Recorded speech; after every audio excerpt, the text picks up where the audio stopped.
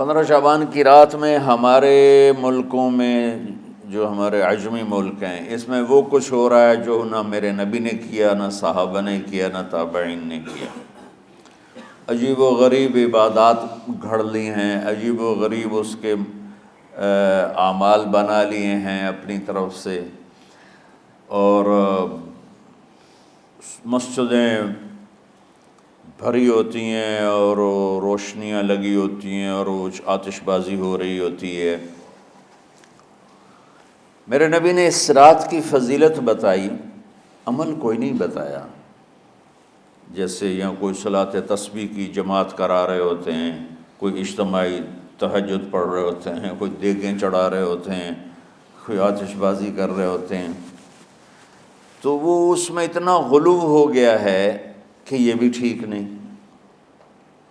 اور کچھ علماء نے اس کے رد میں اس کا اتنا انکار کیا ہے کہ اس رات کی کوئی فضیلت ہے ہی نہیں، یہ بھی ٹھیک نہیں۔ اس بیچ کا راستہ، اس رات کی فضیلت میں جتنی احادیث ہیں وہ ضعیف ہیں، لیکن اتنی کثرت سے ہیں کہ ان سب کا مل کر جمع ہو کر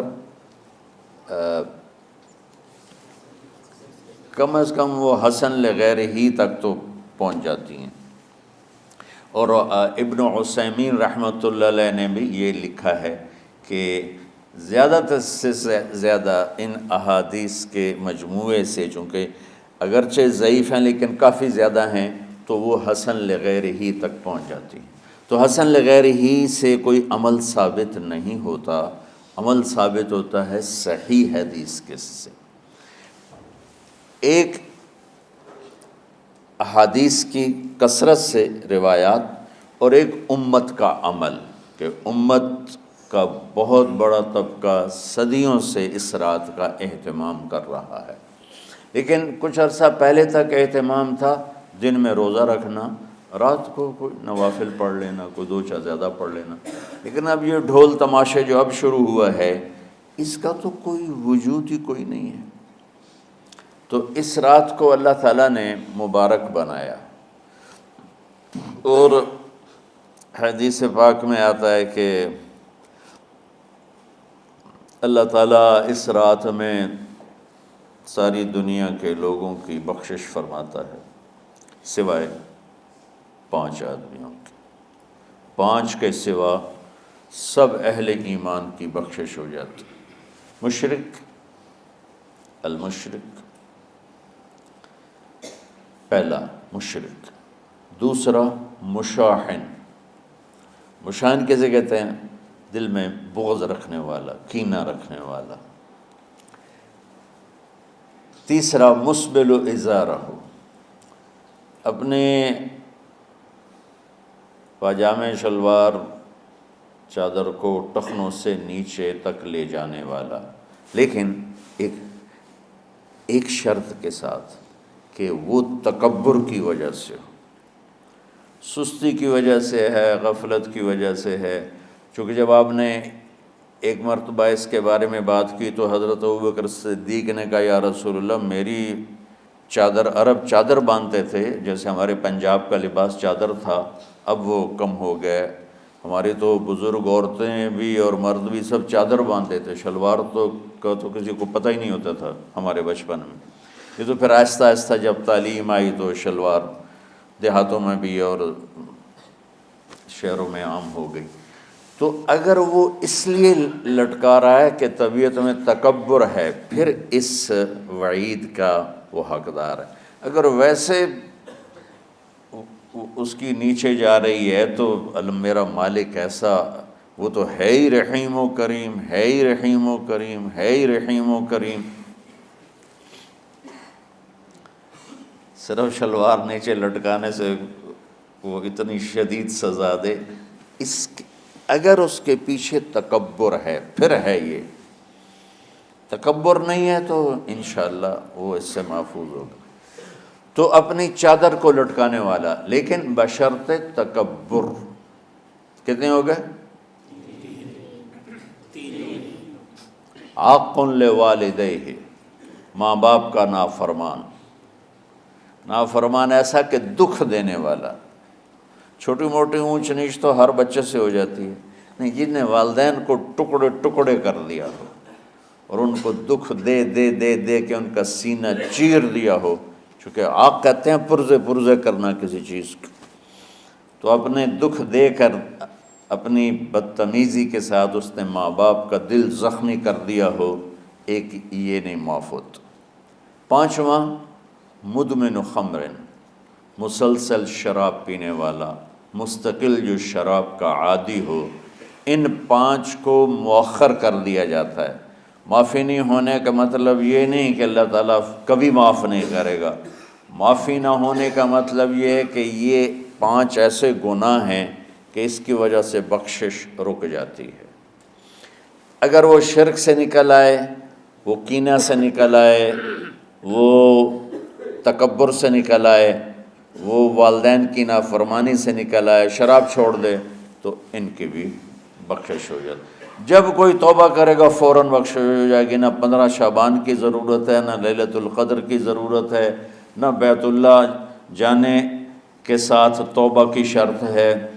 جہاں بھی وہ بیٹھ کے توبہ کرے گا، جس لمحے میں کرے گا، اسی وقت اس کی توبہ قبول ہوگی اور اللہ اس کے پچھلے سارے گناہوں کو معاف فرما دے گا.